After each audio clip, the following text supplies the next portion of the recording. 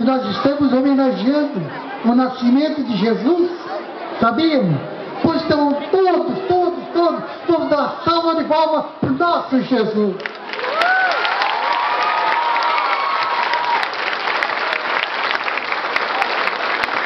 Obrigado, povo. Vocês moram em meu coração. Que vocês tenham alegria, paz durante todo o transcorrer do ano 1012. Ou 12.000. Ih, já me enganei. Agora minha mente já foi. Mas desejo felicidades a todos vocês, que tem muita alegria.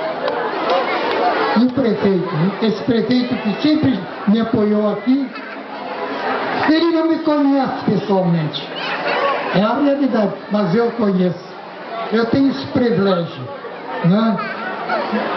Felicidades, meus irmãos. Que a paz do Senhor esteja com todos vocês.